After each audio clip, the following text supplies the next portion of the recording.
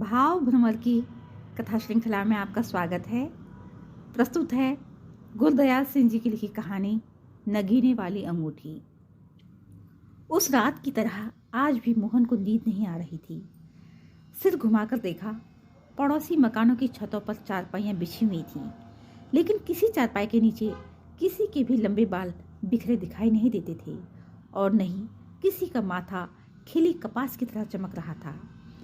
तभी मोहन को कटे खाए बेर जैसे पीले रंग का चांद जूहड़ के पीछे पीपल के खड़खड़ाते पत्तों के पीछे उभरता दिखाई दिया। साथ ही छत की मुड़ेर से शमशान घाट की समाधि के किनारे चमकते से दिखाई देने लगे थे। पीपल के पार सूने खेतों में गीदड़ हुंकार भर रहे थे, जिनकी अपशकुनी आवाजें भयंकर खामोशी को चीरती आकाश में बिखर रही थीं। रात बहुत उदास थी। 3 साल पहले भी मोहन को इसी तरह रात में नींद नहीं आई थी। ऐसे ही रात थी, पीला चाँद, पीपल के खड़खड़ाते पत्ते, सूने खेतों में बोलते गीदड़। लेकिन वो रात आज की रात से कहीं भिन्न थी। उस रात साथ वाली छत पर सो रही भानों के काले केश तकिए से नीचे हवा में लहलहा रहे थे। उसका माथा भी कपास के फूल सा चमक रहा था और वे 2 आंखें देर रात तक मोहन से खामोश रहस्यमय बातें करती रही थीं। हवा का झोंका आया, दाईं तरफ की छत की खाट पर बिछी सफ़ेद चादर का पल्ला उड़कर किसी के मुंह पर आ गिरा। मोहन ने देखा, भानों का बड़ा भाई सो रहा था। चादर मुंह से जोर पर आ गिरने पर भी वह न हिला न ही जगा।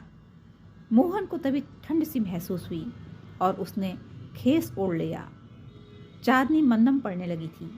तारों की टिमटिमाहट बुझती हुई चिंगारियों से महसूस हुई।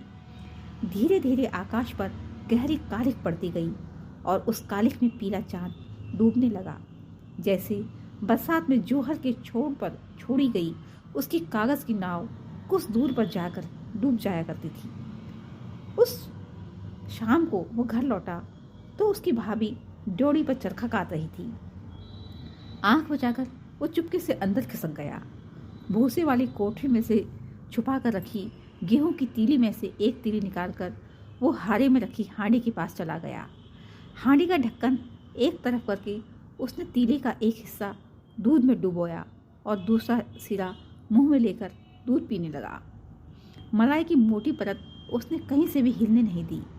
भरपेट दूध पीकर उसने हांडी को ढका और तीला वहीं भूसे की कोठरी में छिपा दिया। कोठरी से लौटते समय उसने अपनी नई फूट रही मूंछों पर हाथ फेरा, फिर खंखारा। अब उसके ओठ पर एक अच्छी सी मुस्कान तैर रही थी। ऐसे चोरी से किसी की कमाई का दूध पीकर तुम पहलवान नहीं बनोगे। भाभी की आवाज़ सुनकर दीवार थामे वो वहीं रुका रहा, लेकिन भाभी आज नहीं रुकी और उसे चुनौती देते हुए बोली, लाज शर्म हो तो अपनी कमाई का दूध पीकर देखो। तुम 5 हाथ लंबे जवान हो, चलते हो तो धरती कांपती है। ऐसे हराम का खाते पीते शर्म नहीं आती तुम्हें? भाभी की जली कटी वो तो रोज ही सुनता था, लेकिन अपनी कमाई और हराम का खाना पीना जैसे कटु और असहाय शब्द उसने आज ही सुने थे। एक पल के लिए मोहन की आंखें जमीन पर गड़ी रहीं, परंतु अधिक देर तक वो वहां नहीं रुक पाया। ऐसा लगा जैसे किसी ने छाती में भाला चुभो दिया हो। भाभी के कुछ और कहने से पहले ही वो जल्दी से बाहर निकल गया। रात गए जब मोहन घर लौटा और चुपके से ड्योढ़ी की दीवार के साथ लगी हुई लकड़ी की सीढ़ी के ऊपर चढ़ने लगा। आंगन में बिछी खाटों पर उसके भाई भाभी और भतीजे भतीजियाँ लेटी हुई थीं। भीतर आते समय उसने भाभी की धीमी आवाज़ भी सुन ली थी। ऐसा लगता था जैसे सभी गहरी नींद में सो रहे हों और वो ऊपर जाकर खाली चारपाई पर लेट गया। ये झगड़ा तो जल्दी ही निपटाना पड़ेगा, भाभी की आवाज़ थी। लेटते ही उसने ये आवाज़ सुनी थी। ऐसे शहजादों की आंखें तभी खुलती हैं जब कोई उन्हें साझी भी नहीं रखता और दर दर की खाक छाननी पड़ती है। हांडी में से चोरी का दूध पीना तब याद आता है। दिन रात काले बैल की तरह कमाए हम और खाए ये सोढ़ी साहब। क्यों, 500 बीघे का मालिक है ना। मोहन के भाई ने आज पहले की तरह उसे कुछ कहने से नहीं रोका। अपना स्वाभाविक वाक्य भी नहीं दोहराया जो वो हमेशा कहते थे, अरे बचपन से पाला पोसा है, इसे ब्याह कर अपना भार उतार दें, फिर सब हो जाएगा। मोहन के पांव के तलवे जलने लगे। उसकी आंखों के आगे अंधेरा छा गया। लेकिन जब उसने सिर घुमाकर दाएं तरफ कोठे की छत पर देखा तो भानु का चमकता माथा और तकिए के नीचे लहलहाते बालों की लटें देखकर वो एक पल के लिए सब कुछ भूल गया। न जाने क्यों भानु सोते समय अपने बाल हर रोज यूं ही बिखेर लेती थी। दाईं आंख के ऊपर पड़े चौथ के चांद जैसे निशान में चमक पड़ने लगी थी। उसने माथे पर हाथ फेरा और एक लंबी सांस लेकर मुंह दूसरी ओर घुमा लिया। लेकिन कसक बढ़ने लगी थी। वो रात भर सो नहीं पाया। सुबह मुर्गे ने बांग दी। उसकी पड़ोसिन संती चक्की पीसने लगी। वो सोकर उठा और उठकर एकदम बैठ गया। शरीर में थकान थी, तभी अधिक देर तक नहीं बैठ पाया और फिर लेट गया। उसका माथा चकरा रहा था। जब दिन निकला, आसपास के घरों के बच्चे शोर मचाने लगे तो वो हड़बड़ाकर उठ बैठा। आंखें मलमल कर इधर उधर देखा। लोग अपने अपने कामों पर जा रहे थे और भाभी भी। चुपके से वो नीचे उतरा। आंगन में झाड़ू देती भाभी ने उसे चाय तक के लिए नहीं पूछा। वो स्वयं भी रसोई में जाने का साहस न जुटा पाया। बाहर गली की ओर चल दिया। गांव से बाहर आकर देखा तो उपलों की टोकरी उठाए भानु जा रही थी। आसपास कोई नहीं था। वो रुक गया। उसके पास आकर भानु मुस्कुरा दी, लेकिन मोहन ने उसकी ओर नहीं देखा।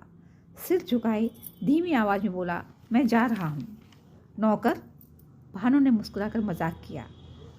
आवाज मानो मोहन का गला फाड़कर बाहर निकल आई थी। अच्छा, भानु ने कहा, तो छुट्टी पर आते हुए मेरे लिए नगीने वाली अंगूठी लेते आना। यूं मुस्कुराकर वो निकल गई। मोहन मुड़कर उसकी ओर देख भी नहीं पाया। उसके माथे के निशान में फिर पीड़ा सी होने लगी थी। इसके बाद वो 3 साल तक घर नहीं आया।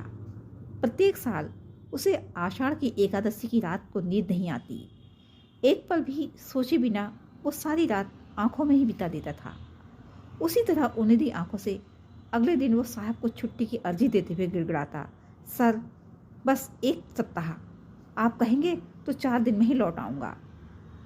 लेकिन जब छुट्टी मिल जाती और वो सामान बांधने लगता तो उसे भाभी की जली कटी सुनाई देती। तभी बधा बधाया सामान सब खुल जाता। 2 साल बीते। इस तीसरे साल भी वह नहीं रुक सका। जब वह बिन बुलाए मेहमान की तरह अपना बिस्तर कांधे पर उठाए गांव पहुंचा तो उसे 20 गहरों के बीच उपलों का वह जखीरा दिखाई नहीं दिया जिसे अपने दोस्त की तरह वह पहचान सकता था। भाभी के हाथों का पुता हुआ गहीरा। फिर जब वो घर के पास पहुंचा तो पड़ोसियों के दरवाजे के दोनों ओर सरसों का तेल बिखरा देख उसका दिल धड़कने लगा। भाभी ने उसे सिर आंखों पर उठा लिया।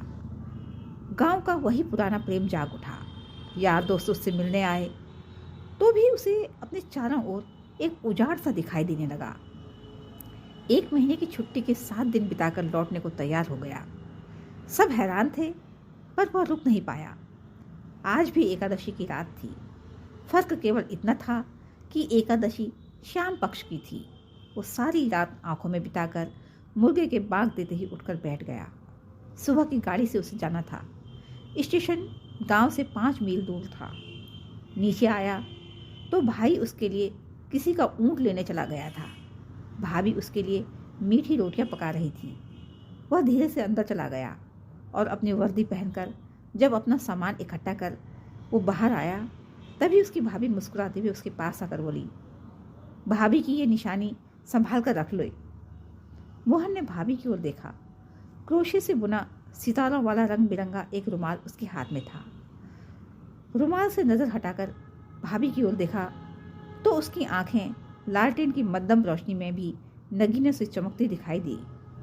मोहन के मन में उथल पुथल हो रही थी। देर तक वो भाभी की आंखों में नहीं देख सका। चुपके से रुमाल पकड़कर ट्रंक में रखा और उसी में से एक हरे रंग का पतंगी कागज निकालकर भाभी को थमा दिया। ये क्या है? भाभी ने पूछा। मोहन बोला नहीं। यह मेरे लिए लाया था क्या? भाभी ने कागज से अंगूठी निकालकर हैरानी से पूछा। अरे ये तो नगीने वाली अंगूठी है। हाँ, अपने जीवन में ये हाँ पिछले 3 वर्ष में वो पहली बार बोला था। फिर वो ट्रंक के कपड़े संभालने लगा जिन पर गिरते आंसू उसकी भाभी नहीं देख पाई थी। जुग जुग जीवे मेरा ऐसा देवर।